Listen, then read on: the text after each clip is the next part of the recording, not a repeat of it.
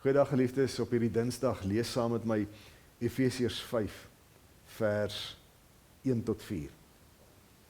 Omdat julle kinders van God is en hy julle liefhet, moet julle sy voorbeeld volg. Lewe in liefde, soos Christus ons ook liefgehad en om ons ontwil sy lewe as 'n offergawe gegee het. Ja, 'n offer wat vir God aanneemlik was. Soos dit gelowiges betaam, moet daarvan ontug, onsedelikheid in enige vorm of gierigheid onder julle geen sprake wees nie. Grove of losinnige of vuil praatjies pas nie by julle nie. Nee, dank aan God pas by julle. Daar's nou so 'n ou liedjie in Afrikaans wat sê almal dra 'n jas wat netjies pas. Hoekom dra almal 'n jas?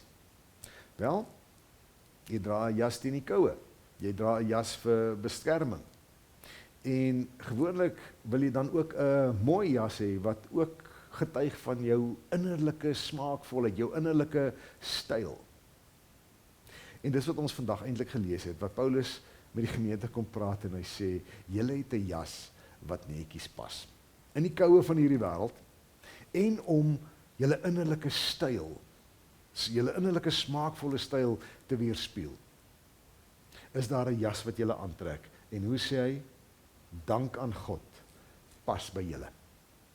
Dank aan God is die jas wat die kind van Jesus Christus aantrek vir sy eie beskerming en om te wys wat binne in hom aan die gang is. En dit is ons keuse. Ons kan of kies om al hierdie ander goed van ons te laat hoor en in ons te laat sien, wat Paulus hiervan praat, hierdie lys wat hy maak van gierigheid en onsedelikheid en vuil praatjies. Wanneer mense ons ontmoet, kan ons kies om so 'n jasie aan te trek. Is 'n stikkende ene nie, wat nie veel beskerming bied nie, en is een wat wys dat jy glad nie styl het nie. Maar, as jy kies om die dank aan God aan te trek, omdat hy jou eerste lief gehad het, omdat hy jou lewe gered het, omdat hy vir jou die ewige lewe kom bewerk het, deur sy lewe vir jou te gee, dan trek jy 'n stylvolle jas aan. 'n jas wat regtig vir jou kan beskut, teen die koue.